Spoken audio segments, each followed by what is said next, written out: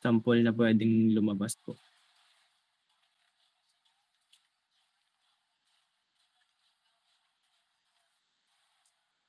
Sige, ganito. Skip muna tayo with chapter 2, all about amortization as well as capitalized costs. Proceed tayo with chapter 3, all about depreciation and depletion.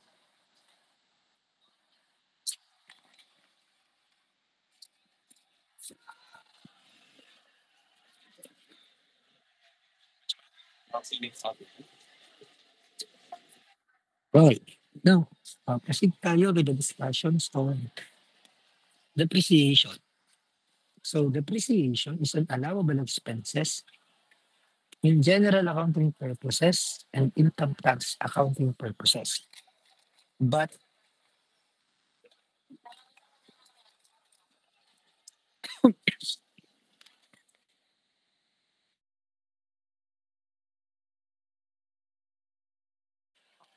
but it differs categorically from the other conventional expenses because depreciation charge does not occur any outflow of business fund. So depreciation allows for the companies to recover costs of an assets when it was purchased. It allows the companies to cover the total cost of an assets over its lifespan. So this is an important aspect in analyzing cost because it represents a significant portion of expenses. So depreciation is the decrease in the value of a physical property within the passage of time. Ano ba yung depreciation? It is something to do with an equipment. Halimbawa, si Andreas, bumili ng cellphone today. Ngayon, balak niyang ipagbenta yung cellphone niya in 3 years. Hindi naman po pwede na kapag ibebenta ni Andreas yung phone niya after 3 years, same pa din yung value. Di ba? Pag tayo nagbebenta ng isang produkto, services, or project na nagamit na natin or napakinabangan na natin, so bumababa yung halaga niya. Yun yung depreciation na tinatawag natin. Pero sir, ano ito bang dahilan kung bakit bumababa ang halaga ng isang equipment, product, or services? There are two types of depreciation, the physical depreciation and the functional depreciation. When we say physical depreciation, this is due to the reductions of the physical ability of an equipment or asset to produce results. May mga factors kung bakit nagkakaroon ng physical depreciations. Siyempre, maraming factors yan, pero bibigyan ko lang kayo ng ilan. Example, yung wear and tear. Diba? Passage of time as well. Dahil sa mga factors na 'to, bumababa yung halaga ng isang produkto or equipment. Siyempre may kinalaman yan sa quality and sa pagtagal ng paggamit ng isang equipment sa ah, sa pagpurol ng kanyang quality. Halimbawa sabi ni Andreas, "O sir bumili po ako ng phone which 50,000 today. Balak ko po siyang ipagbenta after 2 years, 20,000." Makatotohanan, 'di ba? Pero sabi ni Andreas, "Ipagbebenta ko po 'to kay Cyril, yung cellphone." Wait, tinanong ni Cyril, "Oh, Andreas, bakit naman 20K, anong dahilan?" Eh, kasi in 3 years may laway na 'yan. So, dahil may laway yung cellphone ko, babawasan ko ng 10,000. O 40K na lang 'yun, anong 20,000? Eh, 20 times 'yan bumagsak. So, 1,000 kada bagsak, kaya 20,000 na lang ang cellphone. So, yun yung nagiging dahilan kung bakit bumababa yung halaga ng isang produkto. Now, in terms of the functional depreciation, this is due to the lessening in the demand for the function which the property was designed to render. For example, nag-manufacture yung manufacturer ng isang equipment. Yun nga lang, kakaunti yung bumibili, kakaunti yung demand. Ang ginagawa ng ibang manufacturer, binababaan nila, tine-depreciate nila yung halaga ng isang equipment. Ano ba yung purpose ng depreciation? The first one is to enable the cost of depreciation to be included as the cost in the productions of goods and services. The annual cost of depreciations are being put up in a fund called depreciation reserve for replacement of the property. The next one is to recover capital invested in the property. And the last one is to provide as an additional capital return as depreciation reserve. Actually, ang pinaka main purpose naman ng depreciation is to recover the capital invested in the property.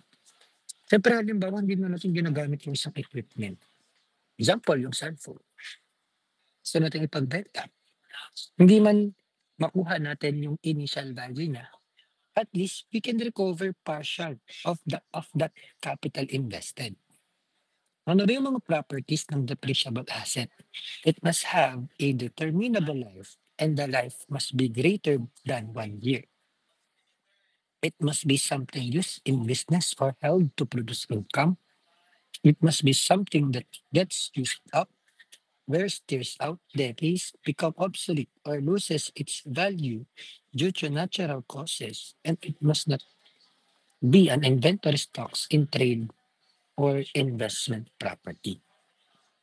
Sa ating computation, meron tayong mga may encounter na depreciation terminologies, symbols or abbreviations like from FC, BV, SD, so on and so forth. Pero ano-ano ba yung mga terminologies ng depreciation na yan? Una muna is the FC, which is the initial investment or first cost. This is the cost of acquiring an assets, including transportation expenses, and other normal costs of making the asset serviceable for its intended use. Meaning to say, ang first cost is something that you acquire. For example, si Andreas bibili ng cellphone online. Di ba pag bumili siya ng cellphone online, ano ba yung mga first cost na i-consider natin? Siyempre, yung halaga ng cellphone. Also, delivery charge. Siyempre, di naman nakukuha ni Andreas yung cellphone niya kung walang delivery fee. Ngayon, gusto ni Andreas bumili pa ng tempered glass, considered dyan as first cost. Halimbawa sabi ni Andreas, sir, wala po akong SIM card o SIM card can be considered as a first cost. Eh ngayon walang internet, magpapa-install daw ng internet si Andreas. Pwede rin yun, ano? Sir, yun po ano, ang nag-deliver po kasi ay babae. Eh gusto pong may case. Consider po ba yun yung case? Ay may bayad? Oo, consider din yun as a first cost kasi binayaran mo eh. Ano sabi ni Andres, may babae po ang delivery rider. Gusto ko po makakis kaso po ay may bayad. Consider po ba yun as first cost? Oo. Kasi bago mo makuha ang cellphone mo, yun ang kailangan mo daw ikis muna yung delivery rider. So, maliwanag tayo pagdating sa first cost? Yes po, Hello sir. po. Now, ang first cost natin is nakikita natin sa year zero. Kasi ito yung initial investment natin. Ano nga, dito sa ating cash flow diagram, pwedeng pataas, pwedeng pababa. You have the freedom to choose na lang. Pero in reality, in problem solving, we always consider the depreciation involvement ng cash flow diagram as equipment. Siyempre, when we acquire equipment, pataas yung cash flow. So, para hindi na lang tayo malito, so, pwedeng pataas, pwedeng pababa. Maliwanag po tayo? Goods Yes po. po, sir. Okay. And then proceed muna tayo with the salvage value. Salvage value is the amount that will be paid by a willing buyer to a willing seller for a property after depreciation is completed. Ang salvage value sa Tagalog ay kumbaga, halimbawa, gusto kong ipagbenta ang cellphone ko in year 3. Kailan mo ba ipagbebenta yung cellphone mo? In year 3. So ang salvage value natin is located at the last end of the year. Kung saan ito yung hangganan ng isang produkto o ng isang serbisyo. Naiintindihan po natin ang salvage value. Kumbaga, dito naglalast yung ating equipment, yung ating product o yung ating services. Maliwanag po. Yes po, sir. Yes po. And the book value is the worth of property or an asset as shown on the accounting records of the company. It is the original cost of the property that is less all allowable depreciation deductions. Meaning to say, ang depreciation is in between ng first cost at ni salvage value. Kumbaga, si book value, inaalam lang natin magkano kaya ang halaga ng aking equipment kapag nasa year 1 siya. Magkano kaya ang halaga ng aking equipment kapag nasa year 2 siya. Naiintindihan niyo po, inaalam lang natin magkano ba yung halaga niya at that year. Goods po. Yes po. Hello po. Now, ang book value is located dyan, in between ng first cost or ng salvage value. Kumbaga, inaalam natin every year. O pwede dito sa BV1. No, pwede rin BV2. Basta, every year, dinedetermine natin magkano ba yung halaga niya. Yun lang. Now, ano ba yung useful life, physical life, and economic life? Iisa lang yan, which is L ang tawag sa kanila, or abbreviation natin. It is the expected period that a property will be used in trade or business to produce income. It is the length of time during which the property is capable of performing the function or the length of time during which the property may be operated upon it at a profit. Meaning to say, ang L natin is kung ano yung hangganan ng ating produkto. Ito, nag-last yung aking cellphone in 3 years. Meaning to say, my L is 3. Naiintindihan? Kumbaga, katambal ni salvage value si L. Kung nasaan si salvage value, yun yung value ng L na. Nagkakaintindihan po. Yes po, sir. And the next one is the recovery period. It is the number of years over which the basis of a property is recovered through an accounting process. O halimbawa, ano ba yung ating recovery period? Damihan na natin. First cost, 0, 1, 2, 3, 4, 5, 6, 7, 8. Di ba nandito yung salvage value? Ito ang L natin.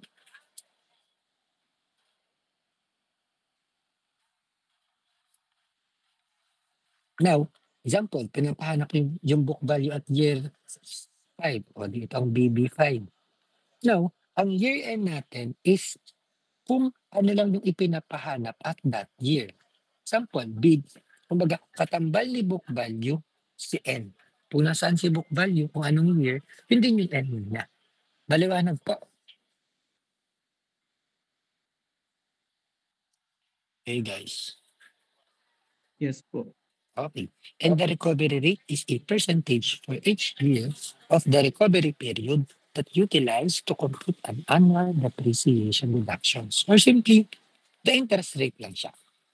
Now, as you can see in our depreciation method symbols, ito yung mga ma-encounter natin sa ating computations sa depreciation. Lagyan natin ng values para hindi kayo mahirapan. Halimbawa,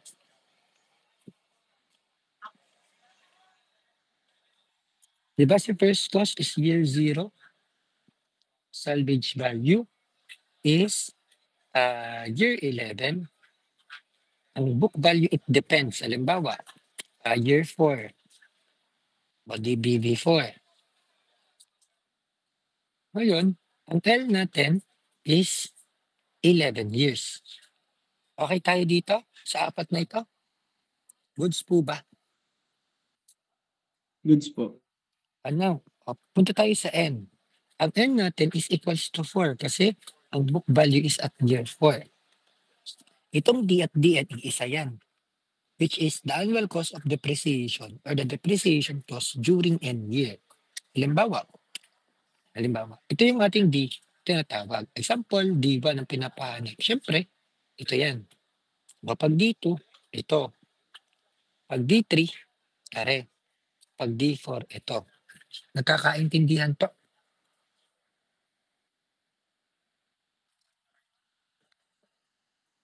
Hoy, Naiintindihan niyo na ako.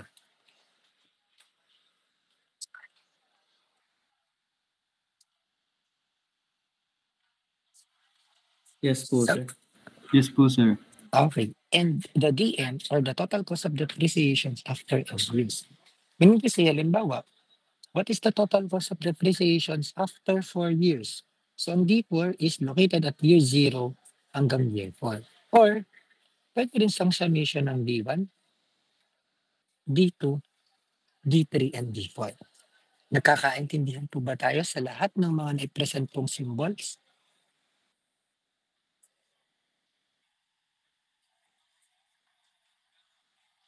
Ay sagot kayo.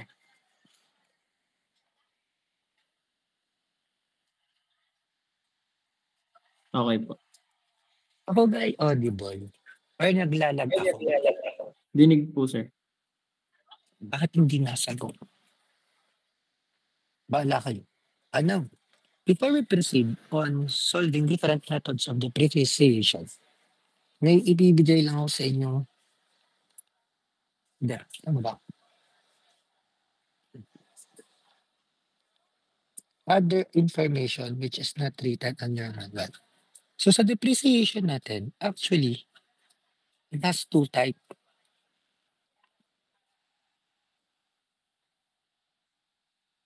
The time independent and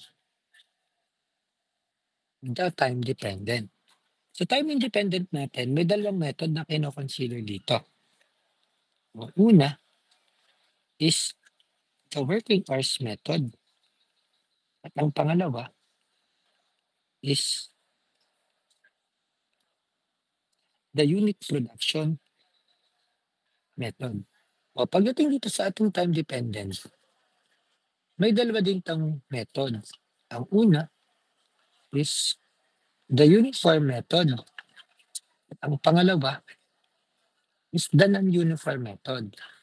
When we say uniform method, yung depreciation niya daw at every year is constant, hindi nagbabago. However, pagdating sa non-uniform nga, so hindi equal ang D1 sa D2, D3 hanggang DN. Now, dito sa uniform method, may dalawang type siya. Or may dalawa yan consider. The straight line method and the sinking fund method. O pagting naman sa uniform method, meron din siyang kanyang method. Ang una is the declining balance method. Pangalawa is the double declining balance method.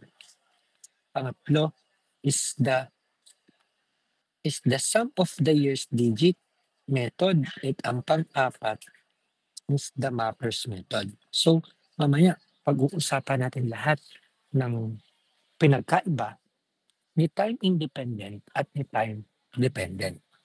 Proceed muna tayo with the first method of depreciation, which is the straight line method or the SLM. The SLM is the simplest depreciation method. So this method assumes that the loss in value is directly proportional to the age of the equipment or assets. Itong straight line method, for us to determine the annual depreciation, ang DM niya ay equal sa first cost minus salvage value over its useful life. Take note that the straight line method is a uniform method, meaning to say that D1 is equal to D2 equal sa D3 equal sa DN. Okay? In terms of the total depreciation, it is DN is equals to ND.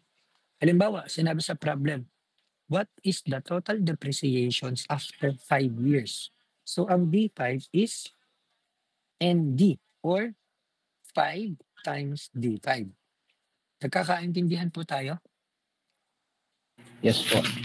Or pwede rin siyang summation ng D1, D2, D3, D4, D5. Kaya nga siya nag 5 times D1.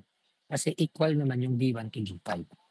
And the book value after N years, it first cost minus DN. Halimbawa sa problem, what is the book value at the end of 5 years? O BB5 is equals to first cost minus D5. And the next one is the percent depreciation, which is the total depreciations at the end of n years all over first cost.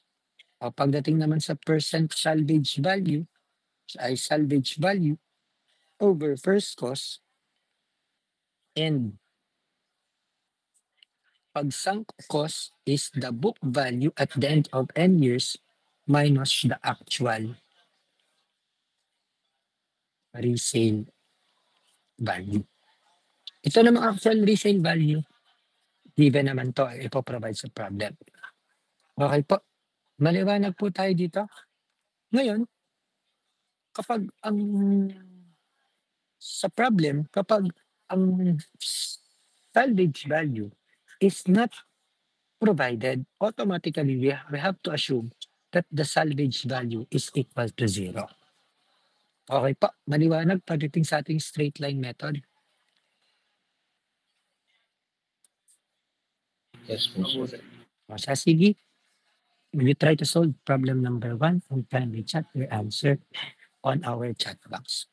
Go.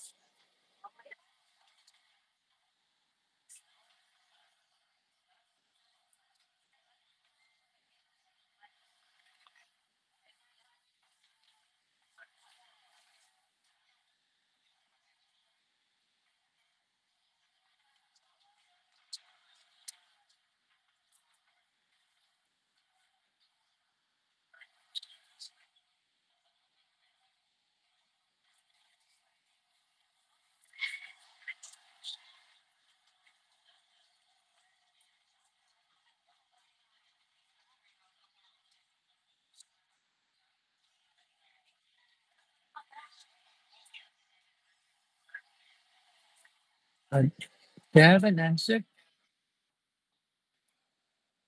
Okay, 65,500.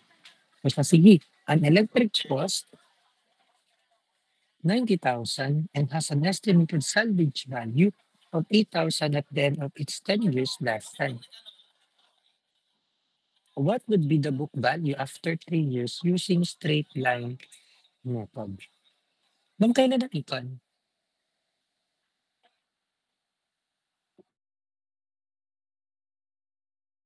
Sir?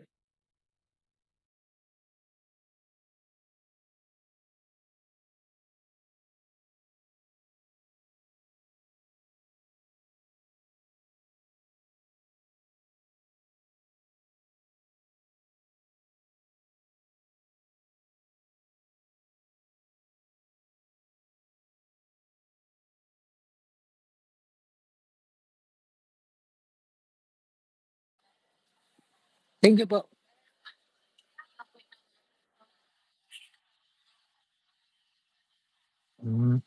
Okay po. Now, ang electric balance cost 90,000 and has an estimated salvage value of 8,000 at the end of its 10 years lifetime. What would be the book value after 3 years using straight line method? So, ang first cost natin, 90,000. Salvage value, 8,000. Ang L natin is 10 years and 10 is 3 years. Ang pinapahanap is the book value after 3 years. Speaking of cash flow diagram, madali lang yan. Lagi naman ganyan.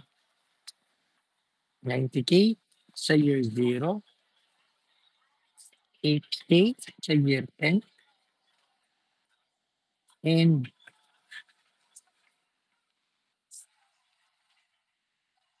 BV3. Ay, ganyan lang yung ating cash flow diagram. Maliwanag po. Yes po, sir. Others po.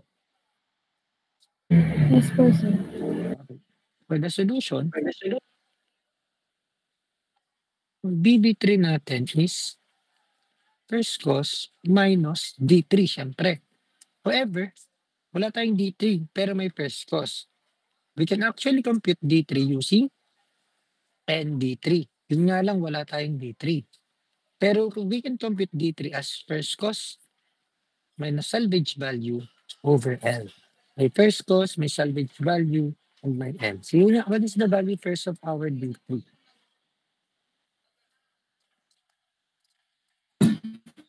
8,200 po. Again.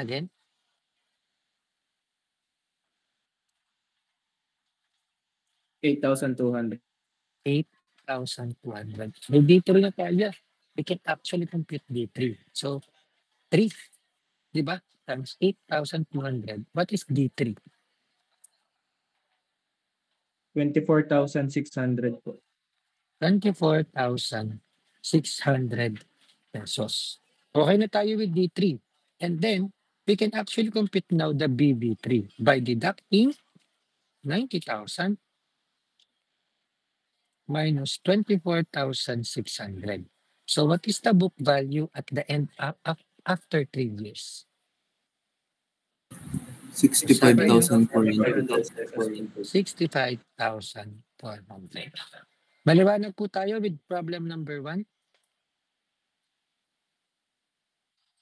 Yes po, sir. Question po. All goods tayo dito, naiintindihan? Yes po, sir. O siya, sige.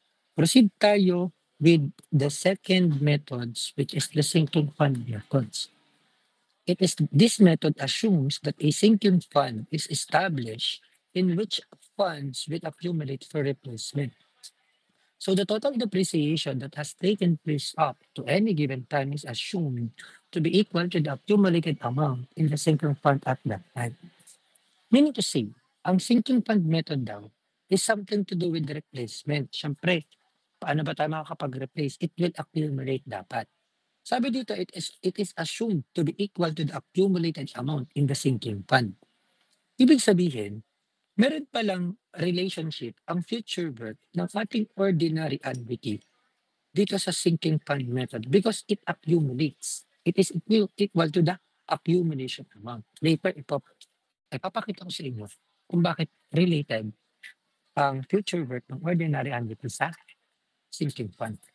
Which the annual cost of depreciation is equal to the first cost minus salvage value times the quantity of I all over 1 plus I raised to L minus 1.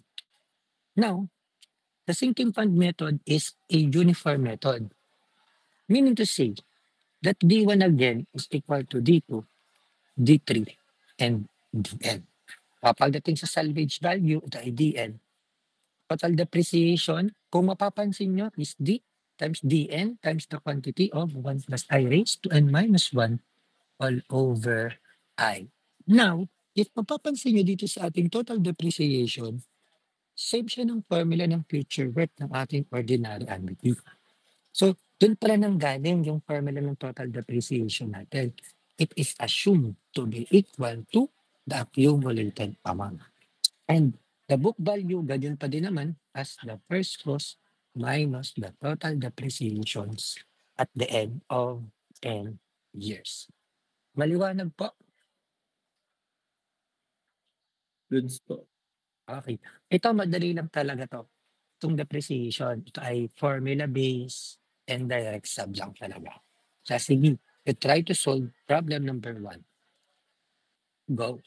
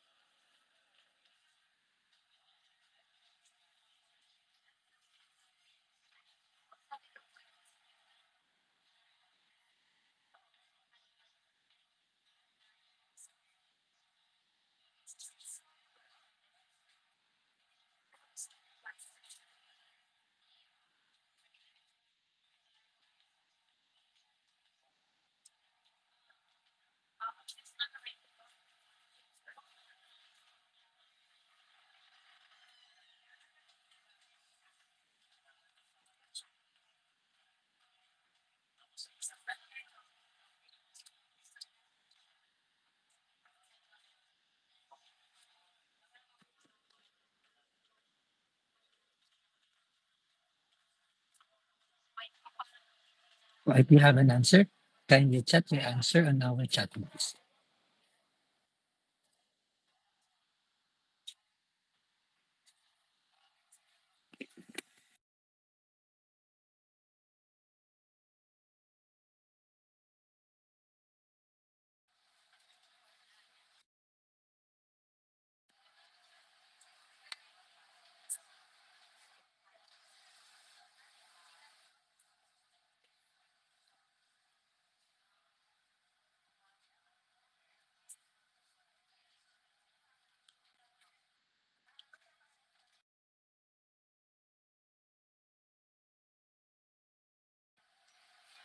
Do you have an answer?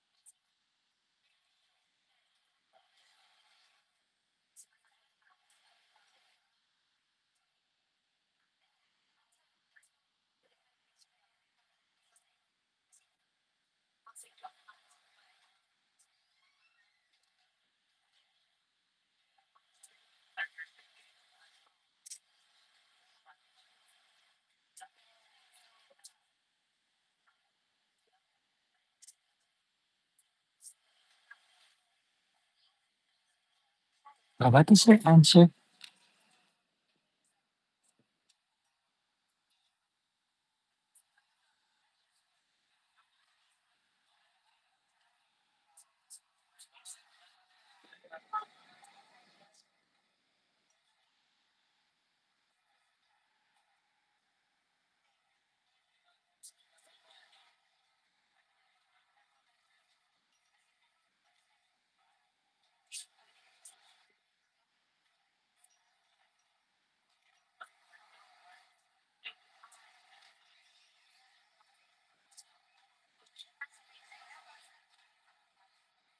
Sige, I will be the one to answer this one.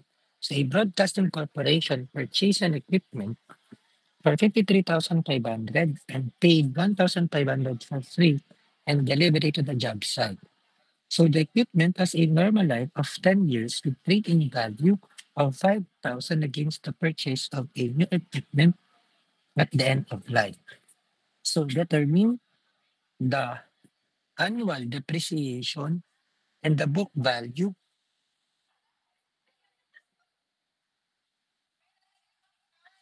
At the end of 5 years, if interest is 6.5 that is compounded annually. So, ang first cost natin is 54,500. Siyempre, yung 53,000 plus yung 1.5 natin. Kasi mayroong delivery charge. Salvage value is 5,000.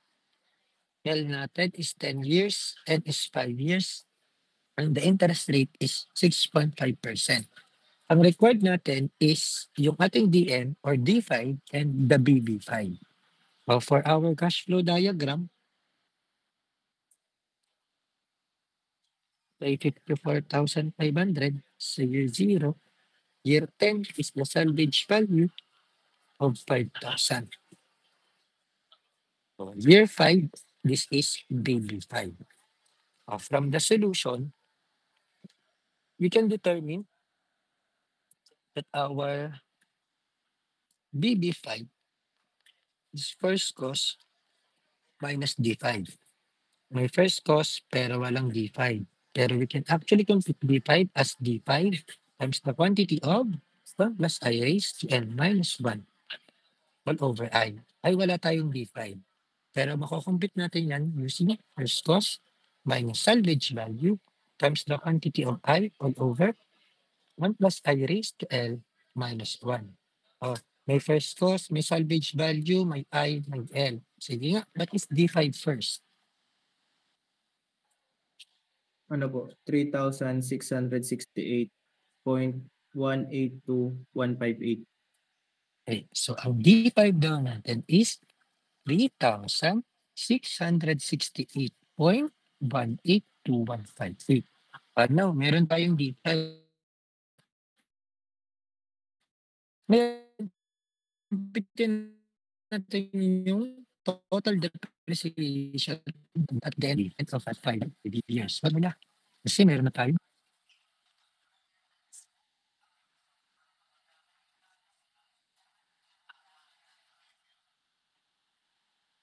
Ano po, sir? 20,885.31224.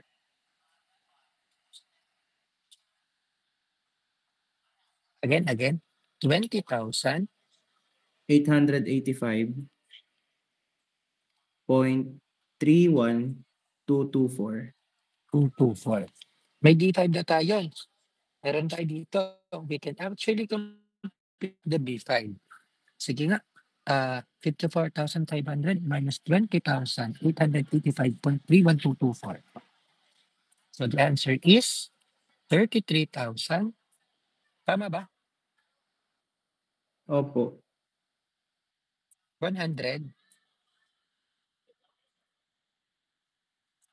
Wait mo. Compute lang ako sa calculator saglit.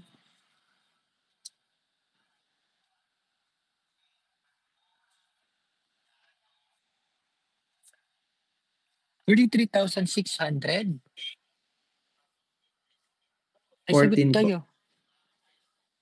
33,000. 33,614.68776.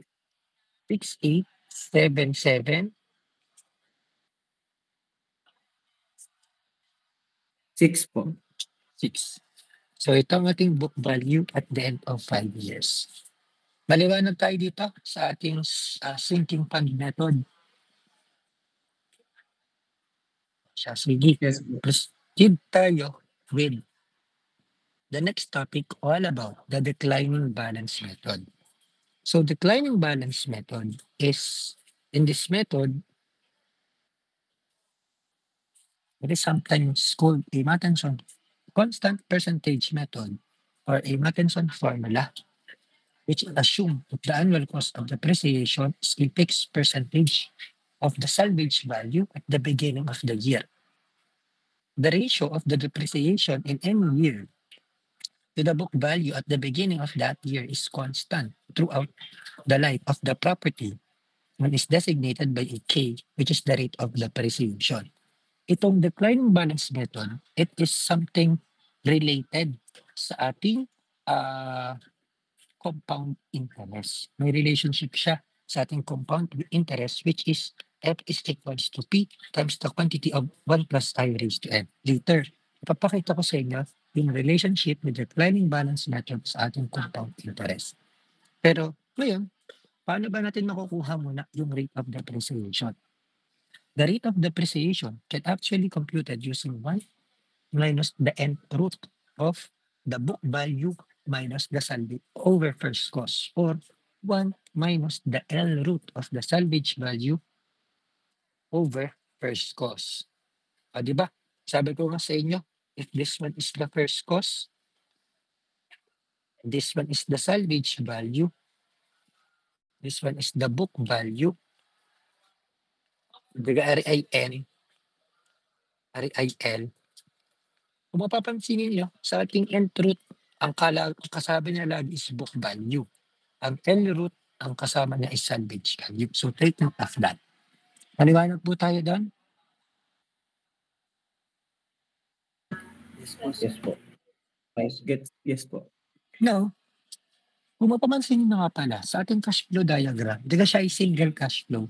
So we can actually say that the salvage value is future worth and the first cost is the present worth. Tama po ba ako? Di ba? Pwede natin masabi na present worth si first cost. And now, we can determine that the future worth is the salvage value equals sa first cost, which is the present 1. Ngayon, minus na to. Bakit? Kasi nagda-depreciate. So, ito kasi nag-accumulate yung pera. Ngayon, nagda-depreciate yung halaga ng isang equipment natin. That's why it's minus. Yung L na siya. Okay? So, later, ipapakita ko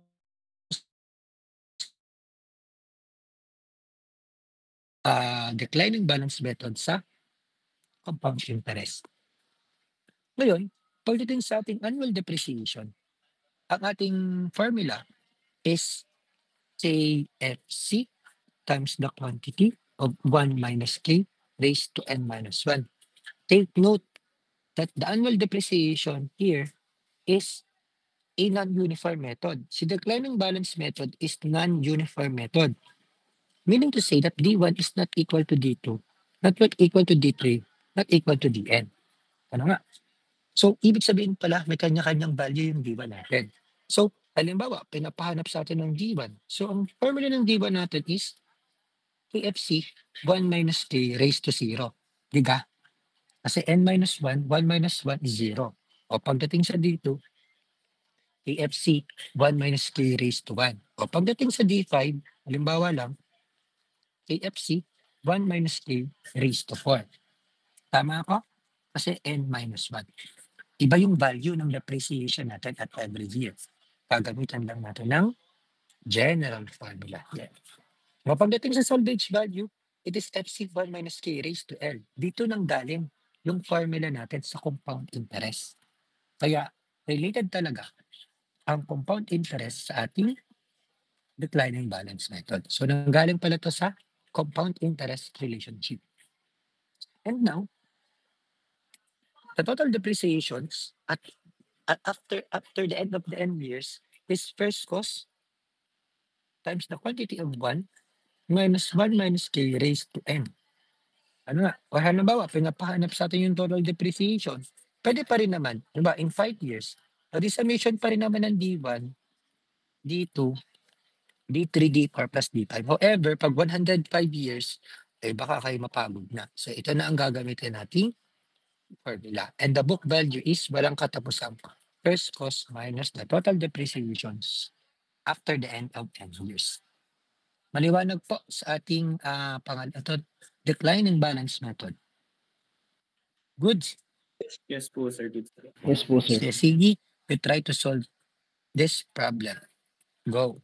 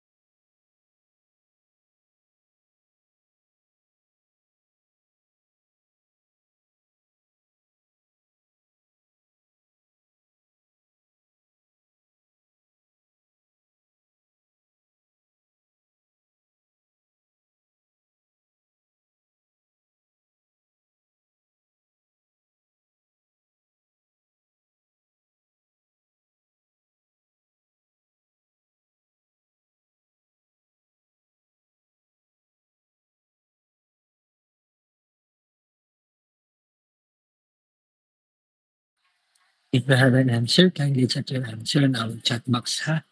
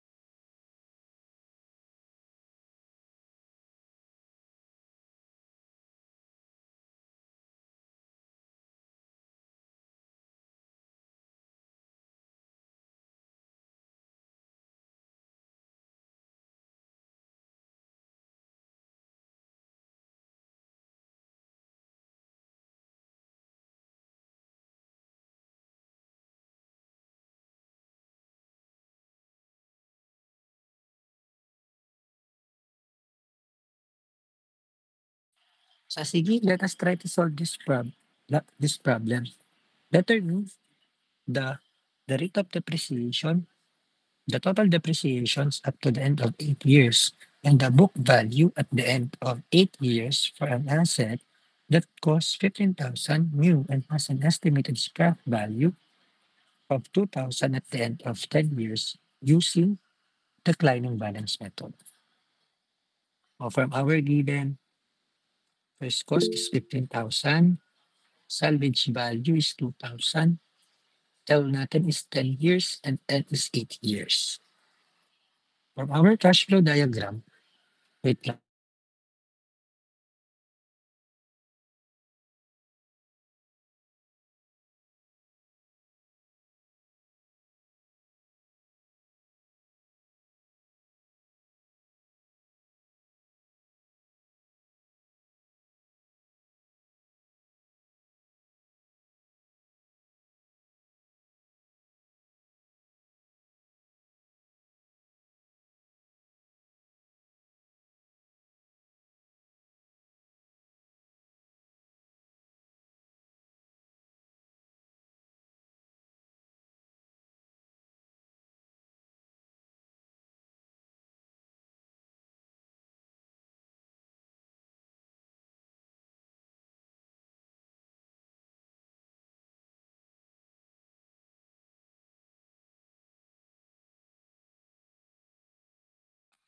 And now, first cost natin is 15K at year 0. Ganun lang talagang kadali. Salvage value is 2K. And the book value at year 8. From our solution,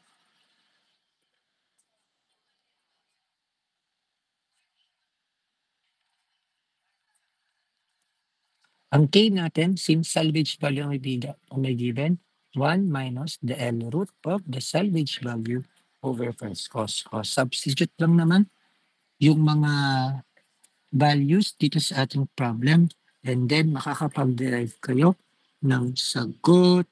Wait lang, kung saan ang calculator ko. 0.1824884,943. So K is equal to 18.2448943%.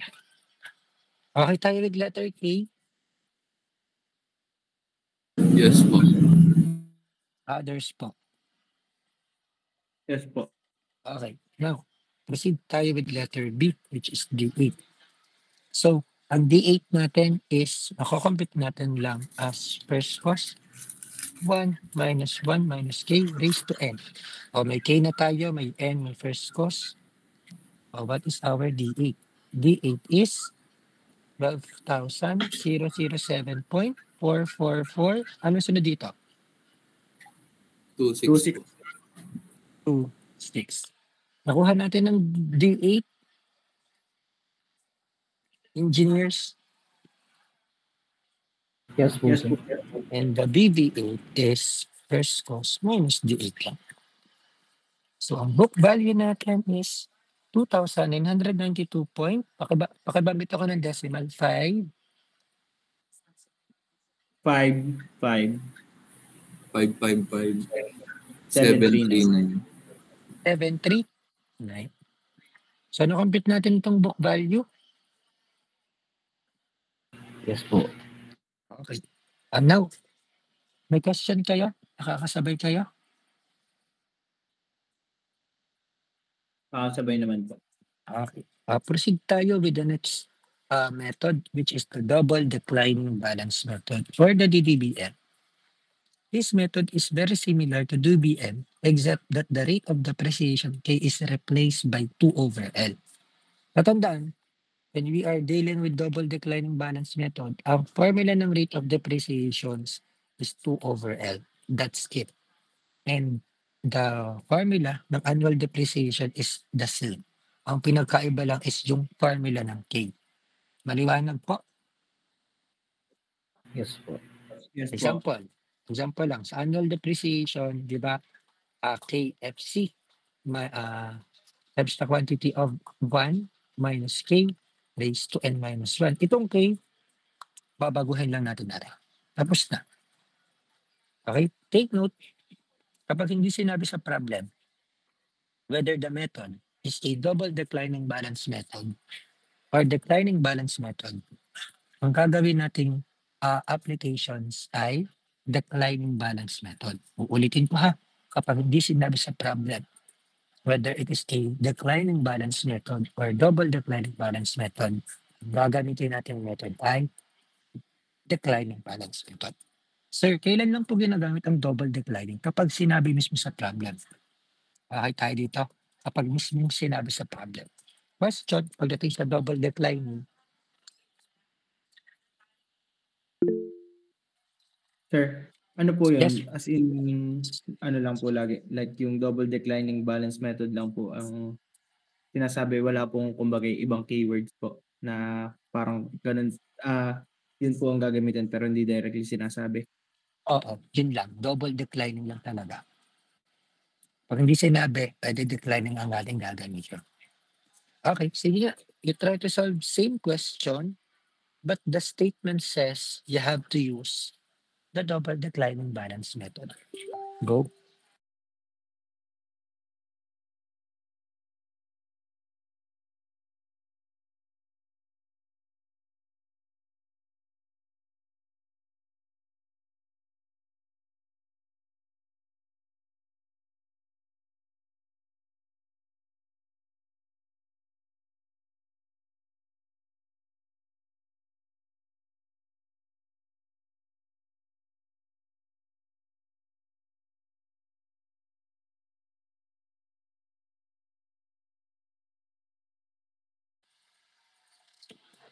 Madali lang yan.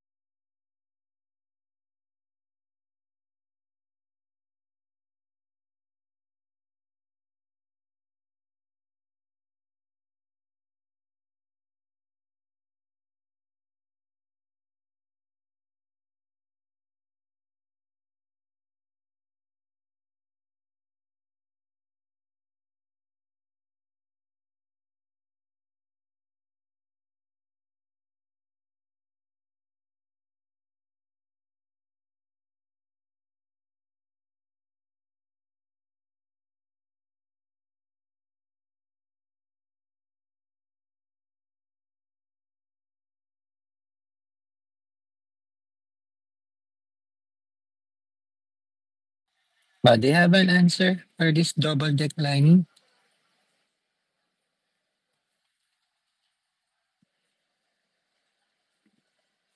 Talagang plantito si Andres sa kanyang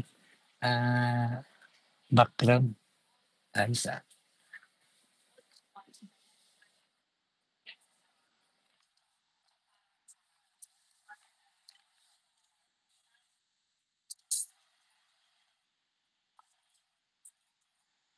Okay, sige. Let us try to solve this problem. Since given lang naman, ang pinagkaiba lang is the double decline. So, A muna tayo. J is 2 over L lang. That's it. So, 2 divide 10. K is 0.20. K is 20%. Maliwanag tayo sa K. Yes po. Okay. B. D8. Yun lang. First was times the quantity of 1 minus 1 minus K raised to N. O, palitan nyo lang to ng 0.20. And the answer is 12,483.4176. Maliwanag tayo sa D8. Yes po. Okay. Ganun lang talaga. Madali lang sa yan. And BB, huwag kayo magtaka kung bakit madali. BB8 is 15,000 minus 12,483.4176. BB8 is 2,516.58. 24. Okay po. Maliwanag tayo dito sa ating BV8 naman. Yes po. Yes po. Question. May questions kayo dito? Goods na intindihan? Goods po. Okay. Sige. Proceed tayo with sige. Kahit hanggang dito na lang muna yung discussion natin. Kasi bukas naman may meet pa tayo, di ba? Tama ga ako? Yes po, sa umaga po. Ano oras tayo bukas? Bukas po ay ano tayo? 8:30 to 10. Sige. Bukas na lang ulit. Baka kayo ay ma-overwhelm.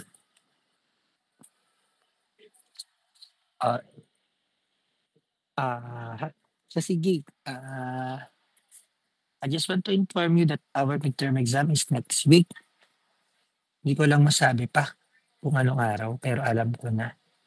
Hindi ko lang ma-announce muna kasi hindi pa siya approved. Pero next week yung midterm exam natin.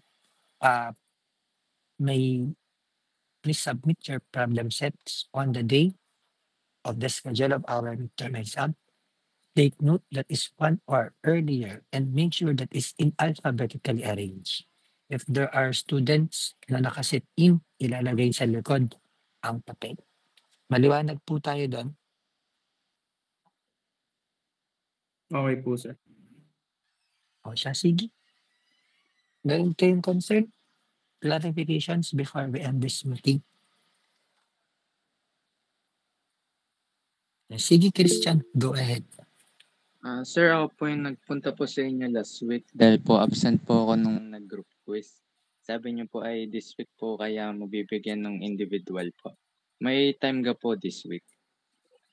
Andreas, did you isolate my announcement to those students who didn't take the exam last week and their schedule this week?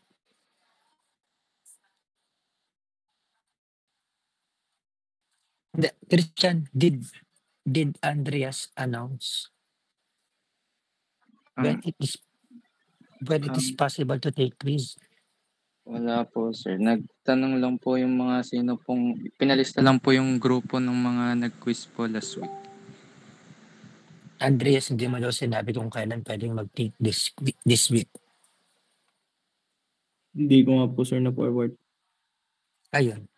So actually, ang last day of examination natin ng quiz is until today lang, 8 to 9:30. Binigyan ko sila ng option. You can take Monday, 5 to 6:30 p.m. So tapos na. And today, 8 o'clock to 9:30 a.m.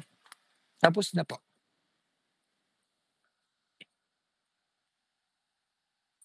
Makakapag-take pa po ba ulit? Hindi na po. Kasi nga, I already give 2 times, 2 considerations na, Monday and Wednesday. Okay po, thank you po, sir. So possible your score for, tama ba ako, quiz 2? Opo, sir. Bakit ka ba hindi nakapag-take ng quiz 2? Hindi mo pwede sisihin si Andreas kasi hindi ka naman talaga kumapil. Opo. Sir, yung sinabi ko po, okay, hindi ko lang po talaga na face-to-face po last week. Kaya po ako Okay, ikaw pala yun. Opo, sir. So Andreas, ang reason niya ay hindi daw niya alam na hindi naman daw alam. Nakalimutan niya na face-to-face meeting. Anong meeting natin? So wala kang problema dito or wala kang kasalanan.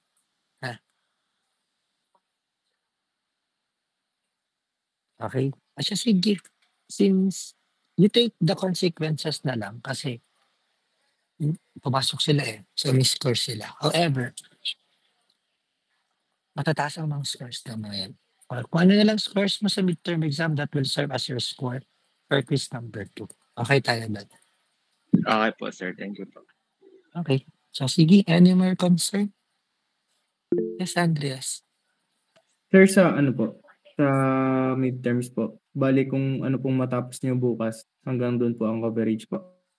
Yes po, hanggang depreciation. Ang depletion di naman nakasama. May question pa kayo? Ay sir, paano po yung ano, yung mga in-skip po dun sa chapter 1 po? Chapter 1, Yung pong mga amortization, yung mga capital cost. chapter 2. Di siya kasali sa midterm. Amortization and capitalized cost is also not considered sa ating midterm exam. Okay po sir. Yun lang naman, di ba? Opo, yun lang po. Oo, di siya kasama sa exam. Okay na. Actually, may exam isa po today. Gusto niyo bang malaman kung ilang page ang questionnaire? 1, 2, isa lang.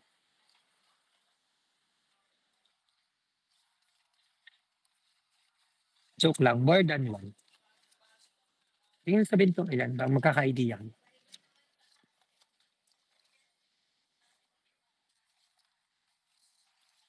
Okay. Kasi Vic, do you have any more questions? Okay na. Wala na po. Sige, if you don't have questions, that would be all for today. See you tomorrow on our online class. Bye-bye guys. Ingat kayo. Sige po, sir.